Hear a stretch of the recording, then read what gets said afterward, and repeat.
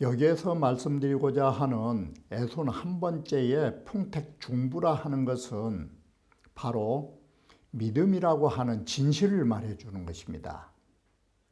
바로 믿음의 진실이라 하는 것은 두 글자로 표현되는 것입니다.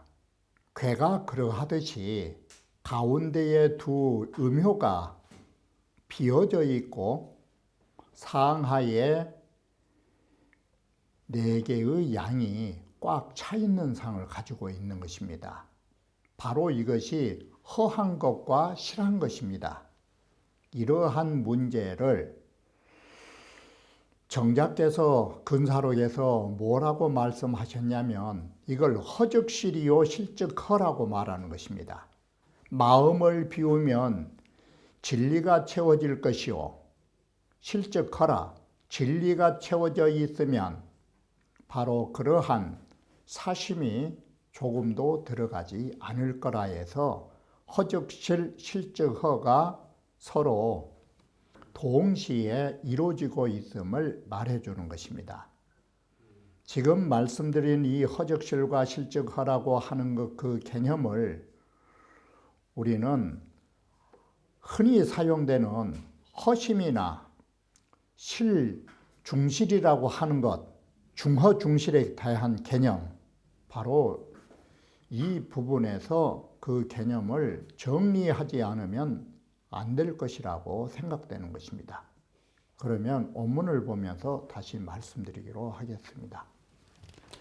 풍택중부라 하는 것은 바로 이 허자와 실자에 눈여겨보셔야 되는 것입니다. 바로 우리는 허중유실이란 말은 다른 글자로 중자를 바꾸면 허심이 되어야 마음을 비워둬야 그 자리에 진리가 채워지는 것입니다. 그릇을 비워둬야 담을 수 있는 것입니다. 이게 허중유실의 개념인 것입니다. 그리고 이러한 진실한 마음은 심지어 어떤 사물도 감동을 주지 않을 수가 없는 것입니다. 바로 이것을 동물 중에 가장 멍청한 것으로는 돼지와 물고기를 치는 것입니다. 이렇게 어리석은 동물에까지도 그 믿음이 전해지는 것입니다. 이것이 중부라고 하는 것으로 허실 개념인데 이것은 결국 무슨 글자로 집약되느냐, 이 진실할 성자가 나온 것입니다. 바로 이 진실한 마음은 그 멍청한 정말 감통하기 힘든 그런 돼지와 물고기까지도 전해지는 것입니다. 자, 허심이라는 것은 뭐냐면 일념지간의 중무사주를 한 생각의 사이에 우리 마음속에 사사로운 주제의 생각이 없는 것을 변위지허라고 하는 것입니다. 그래서 이 허심이라는 말은 뭔 말과 같냐면 사심이 없는 것입니다. 그래서 허심이란 무사심 이렇게 보는 것입니다. 사심이 없는 것이 허심인 것입니다. 그리고 사계 불망을 여기에 사자는 외적으로 일처리한 것입니다. 일념지간은 바로 여기에 중자는 내면의 내 마음을 말하는 때 허심이고 사자, 사계불망 이 일이라는 것은 외적으로 일을 처리할 적에 조금도 허튼 거짓이 없는 것을 우리는 곧 실이라고 써서 이 실자가 진실 또는 성실이라 말하는 것입니다. 이것은 내외로 말하였지만 이것은 두 가지의 일이 아니고 동시에 이루어진 일임을 말하는 것입니다. 이 부분은 다시 아래의 이 부분에서 주자의 말로 보완하려고 하는 것입니다. 절이신지라 바로 절제를 하여 그들을 믿게 해주었던 터라 그래서 중부라는 괴로서 그 뒤를 이어 받은 것이다. 풍감수수요 바람이 바로 흔들어주고 물은 그걸 받아들여주고 또 다른 예로 하면 승목주허라 바로 이 나무를 타고라고 하는 것이 우리는 항상 손께가 나무가 되고 또 동시에 어떻게 되느냐 이 배에가 가운데가 텅텅 비어있는 상이 되는 것입니다. 그래서 주허라는 말은 여러분들에게 좀 생소하겠지만 장자와 같은 사람들은 이걸 허주라고 말한 것입니다. 빈 배라고. 그래서 어느 사람이 호도 허주라고 한 사람이 있는데 이 허주라는 의미는 다시 말하면 가운데가 비어져 있잖아요. 배가 있으면 이게 허심의 사상이에요. 허주는 바로 이 빈배란 소리는 허심의 사상을 말하고 있는 것이에요. 자, 열이손이라 언제나 기쁜 마음으로 순리대로 하는 것이 마음을 비우신 것이에요. 이게 이 허주의 사상은 참 문학적으로 강호 문학에 있어서 좋은 구절이 많은 것입니다. 만선 공제 월명기라 배에 가득 허공만을 싣고 달 밝은 달빛 아래 돌아온다고 이러한 뜻이 허주의 사상이 되는 것입니다. 바로 그것이 초탈적인 어떤 무력에도 한 점 걸리지 않는 그런 강호 문학의 대표의 글자로도 사용하는 것입니다. 궤체로 보면 유제네라고 하는 것이 두 개의 음요가 딱 가운데 있어요. 그리고 강으로 중을 얹고 있다가 구오와 구이가 있어요. 그래서 이 중허라고 하는 것이 이제는 뭐가 되느냐? 믿음의 근본이 중허예요. 이게. 그리고 중실이라 하는 것은 뭐냐? 믿음의 바탕이에요. 이게. 이렇게 해서 중허, 중실이라는 것이 본질 개념으로 출발하게 된다는 것을 아셔야 되는 것입니다.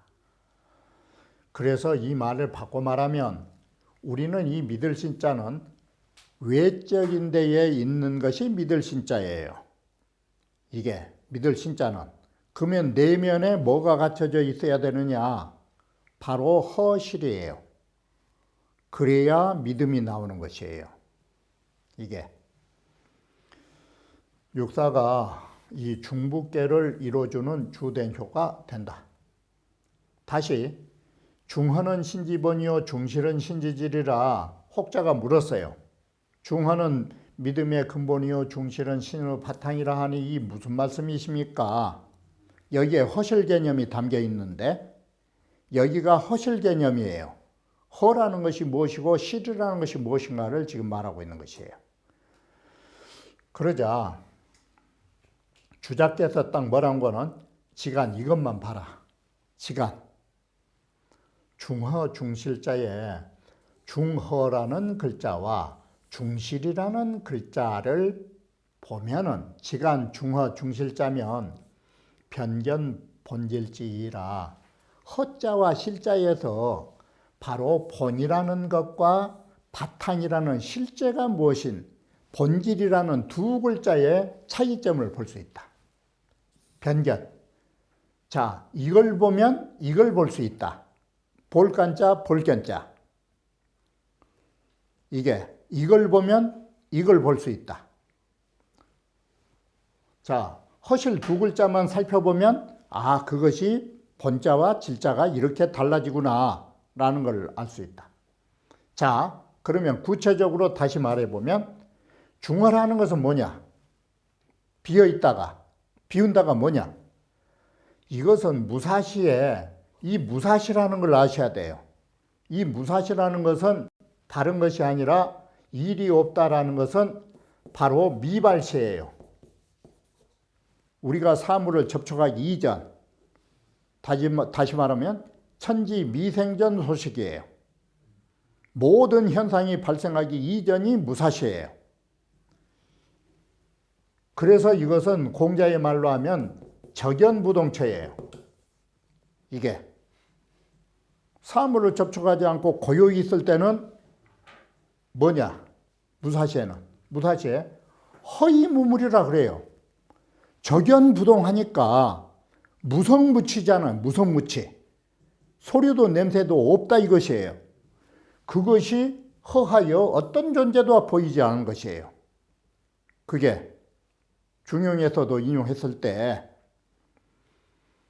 바로 허위 무물처예요. 한마디로 무물처가 중허예요.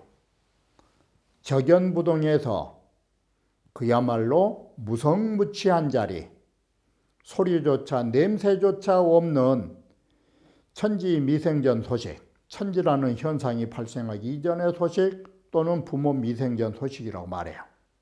부모가 나를 낳아주기 전에 존재하는 진리다. 이게 중어다. 양유물이면 만약에 거기에 어떤 사심이 하나 있다면 이 소리가 어떤 물건이 존재한다면 그것은 불이지 중허라. 이건 중허라고 말할 수 없는 것이다. 자, 중허중으로 이 중허라는 가운데에서니까 지금 중허라는 것을 놓치시면 안 돼요. 미발처자 고요한 자리, 아무런 것도 없는 자리, 없다라는 말조차 붙일 수 없는 자리, 거기로부터 나오는 것이 이 소리예요. 여기에 나온다가 발출례가 뭐냐면 적연부동이라가 감이수통 그랬어요. 공자께서. 고요하여 움직이지도 않고 아무런 것도 없는 자리에서 사물을 접촉하면 감촉하면서 마침내 모든 일의 범응곡당 모두 다 안 통한 자리가 없어요. 그게 발출례예요. 그 발출례, 그 나오는 자리가 계시 실리니 모두가 진실한 이치다 이 소리예요. 이게 바로 이렇게 무라는 곳에서 무성무치하는 무라는 절대적 자리에서 사물을 감춰가면서 사심 하나 끼지 않고 나온 자리가 실리다 이렇게 되는 것이에요. 그것을 이 때문에 소위로 왈중실이라 한다. 바로 사심 하나 없는 자리에서 사심 하나 없이 일 처리가 되는 거예요. 그것을 우리는 중실이라고 해서 실자를 쓴다. 자, 그러면 이 정도 되면 본이 무엇이고 질이 무엇인지 알겠지라고 주자가 지금 말하고 있는 것이에요. 이게. 이 질이란 말은 진리의 실체가 나타나기 시작한 자리가 질로 본 것이에요. 이런 실체가 나타나기 이전 자리는 근본 자리로 그 어느 것도 손댈 수 없는 자리예요. 어느 도단처로. 자, 이것을 육아의 말로 또 다시 해보면 어떻게 보냐. 이 중허 자리가 다른 게 아니에요. 경적, 우리가 마음을 전일하고 옳지 조심하면 내욕이 불명하고 외유분립하나니 안으로 욕심이 싹트지 않고 바깥으로의 유혹들이 들어오지 않는다. 바로 이게 뭐예요? 욕심과 외유의 유혹이 떨어진 자리, 그것이 적연부동 자리예요. 이게 사심이 없다가 이 소리예요. 만약에 내욕과 외유가 들어오면 이걸 우리는 뭐라고 그래요? 사심과 사욕이라고 말해요. 사심사욕이 없는 것이니 자기 내욕 불명이 아니면 그 우리 마음속에 하나의 인욕이 싹트지 않았다. 그 측면으로 말하면 그것이 허예요. 그래서 무사심을 허라고 한 것이에요. 사심과 사욕이 한 점도 없는 자리. 이것은 허공은 뭐냐? 구름 한 점이 없는 자리. 그것을 허공이라고 말하는 것과 같아요. 구름 한 점이라도 있다면 그건 허공이 아니에요. 이게. 그리고 자기 외유 분립이 아니라 그 외유조차 들어오지 않은 것으로 말한터라. 그래서 순전히 내면에 있는 실체 그대로다 해서 시를 하는 것이에요. 이것은 지시일시사니 단지 이건 일시에 이루어진 일이에요. 적연부동과 가미수통은 부글과 양절간이라 이걸 두 개로 잘라서 선으로 볼 수 없어요. 이건 동시에 이루어져요. 바로 이렇게 해서 허심이라는 개념과 중실이라는 허적실, 실적허가 이러한 개념 속에서 논설되고 있다라는 점을 우리는 마음속 깊이 음미하면서 체득해야 할 부분임을 다시 한번 말씀드리는 것입니다. 중부라 하는 것은 도너면이라 해서 돼지가 되고 물고기가 되면 이 소리가 아닌 것입니다. 마음으로의 믿음이 돼지와 물고기에까지도 미친다면 이런 소리가 되는 것입니다. 그래서 공자께서는 다음 글에서 중부를 믿을 급자로 쓰고 믿을 신자로 쓰고 도너라고 하는데 신급 도너해서 미칠 급자를 하나 더 써놓은 것입니다. 바로 이런 내 마음의 믿음이 돼지와 물고기에까지 전달된다면 이 소리인 것입니다. 그러면 안 되는 일이 없다 이 소리예요. 이게 진실한 마음은. 그러면 기라하니 이 진실한 마음으로 하면 리섭대천하고 대천을 건너는 것이 이롭고라고 해서 여기 역시도 풍택중부가 마치 비어있는 배처럼도 보이고 바로 연못 위에 있는 나무가 되다 보니까 배를 타고 건너는 상이 나오는 것입니다. 그리고 정도로 한 것이 이롭다라고 말하는 것입니다. 여기에서는 사람은 믿음이라고 하는 것이 좋지만 바르지 못한 믿음을 어디에서 보시면 쉽냐면 요즘에 문제가 되는 종교의 문제가 이게 잘못된 믿음을 가지면 잘못된 종교로 전락하고 있는 것을 여기에 보시면 되는 것입니다. 부라고 하는 것은 믿을 신자의 뜻인 것입니다. 바깥으로 말하면 믿을 신자, 내면으로 말하면 믿을 부자인 것입니다. 바로 위계는 이 음이 제내하고 두 개의 음이 바로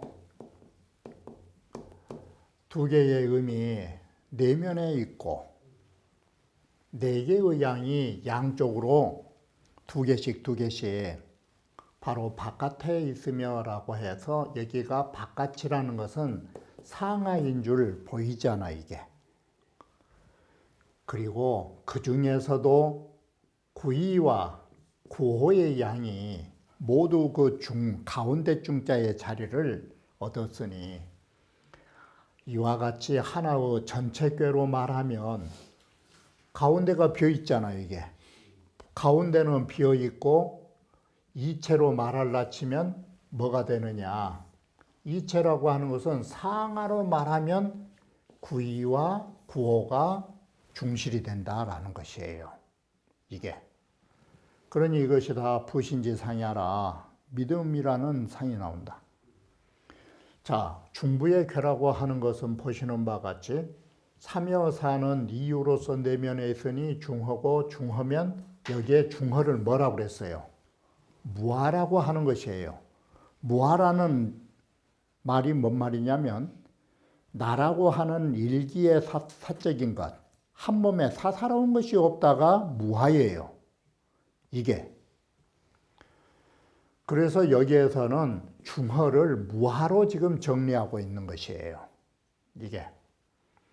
이와 오라고 하는 것은 이강이 중 가운데 자리를 얻었으니 바로 오라고 하는 자리와 이라고 하는 자리를 얻었으니 이게 중실이 되고, 중실이라는 것은 존재가 있는 것이다 해서 유물이라고 했어요. 바로 실자를 물건물자로 쓴 것이에요. 이게. 자, 이게 뭔 말이냐면 중용에서 말하기를 불성이면 무물이라 하니 진실한 마음이 없으면 그 어떤 존재도 없다 해서 바로 여기에서 지금 중용말을 하는 게 뭘 말하려고 하냐면 무물이라는 이 물자는 외적인 걸로 쓰고 있잖아요. 이게 물건. 그러면 이 성은 뭐예요? 물자가 외적이면 성자는 내적이에요. 내면으로의 진실한 마음이 없으면 바깥에 어떤 일을 해도 한 것과 같질 않은 것이에요. 자, 우리 예를 들어보자. 마음이라 하는 것은 그릇과 같은 것이다. 마음은 그릇이다. 성지재심은 진실함이 마음에 있다라는 것은 물건이 그릇에 담겨져 있는 것과 같은 것이다. 소위 진리라고 하는 것은 물건이다. 그러면 그 그릇이 비어 있어야만이, 기허연후에 그릇이 비어 있어야만이 거기에다가 물득이 실지요. 그래서 물건을 거기에다가 담을 수 있다 이 소리예요. 그릇이 다른 물건이 차 있으면 더 이상 못 담지 않아요, 이게. 그러듯이 마음이 비어 있는 이후에 진실이라고 하는 것을 거기에 담을 수 있는 것이다 이 소리예요. 이게. 그래서 무아의 반대면 뭐가 돼요? 유아가 돼요. 나라고 하는 마음이 이게 사심이에요. 일기지 사심이 먼저 딱 세워져 있으면 마음속에 이것은 하나의 사심으로 주견을 갖는 거예요. 그러면 오심이 내 마음이 선이 유하지사 소실으니 먼저 유하라는 사심에 그게 사심이 실한바라는 것은 꽉 채워져 있는 것이에요. 마음속에. 사심이 가득 차 있으니 그 자리에가 어떻겠어요? 자, 장하지의 용차 성제야. 장차 어느 곳에다 이런 진실을 용납한단 말은 담을 수 어디에 있겠느냐. 빈자리가 있어야 담지. 이 진리를. 자, 마음이라는 것은 우리가 신명지사라고 말한다. 그릇으로 말했다 이번에는 집으로 말하죠. 우리의 신명, 지각 능력이 있는 신명이 머무는 집이라고 한다. 그러면 집이 비어있지 않는다면 신명이 장하가 온 거 신명이 장자 어디에서 머물 자리가 있겠느냐. 주인 머물 자리를 놔둬야 될 게 아니냐. 이게 부유 차심이 통연이 하면 바로 이 마음이 통연 툭 튀어서 이렇게 비어 있으면 허즉 실이라.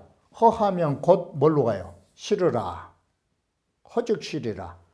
비어 있어야 빈자리에다가 지성이 지극한 진실한 마음이 꽉 차서 채워지게 된다. 충연이 실이라. 충연이라고 하는 것이 이렇게 내면에 진실할 진리가 꽉 차 있으면 어떻게 돼요?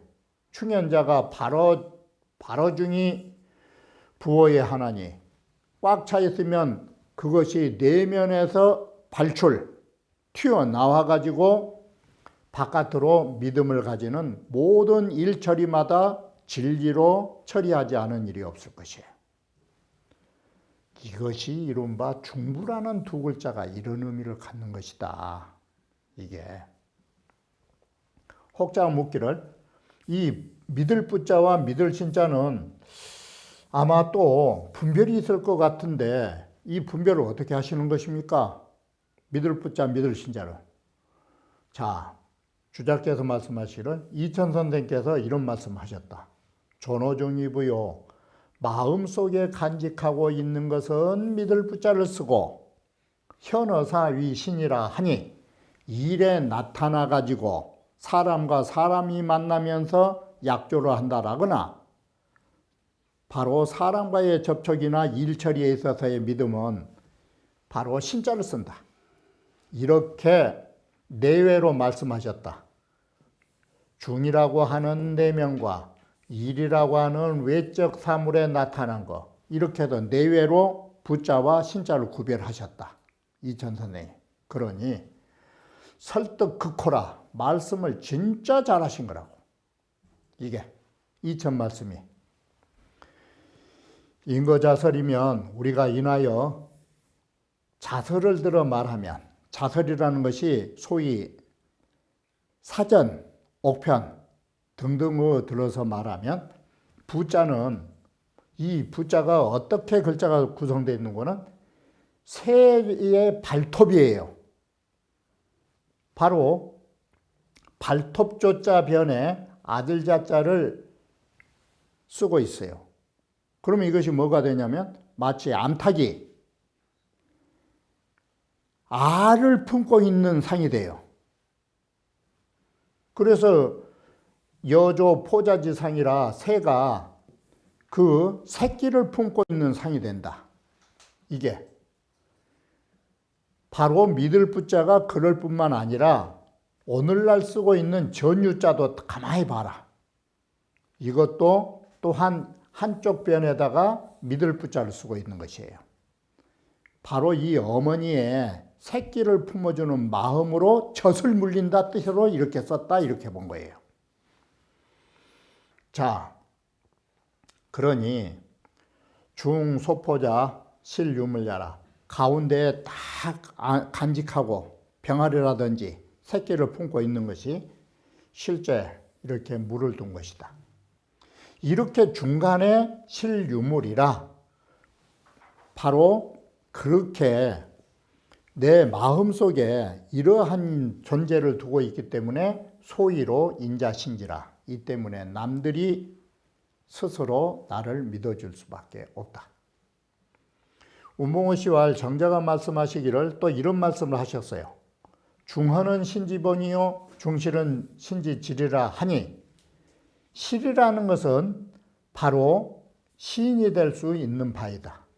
그리고 허라고 하는 것은 시인을 받아들일 수 있는 것이다 라고 하니 여기까지가 정자의 말씀인데, 그렇다면 마음이라 하는 것은 뭐냐면 신명지사로 앞서 주자가 말했듯이 집을 비워두지 않는다면 신명이 어느 바에 거하겠느냐라고 해서 운봉호 씨 역시도 주자설을 계승해서 다시 보완하고 있음을 말씀드리는 것입니다.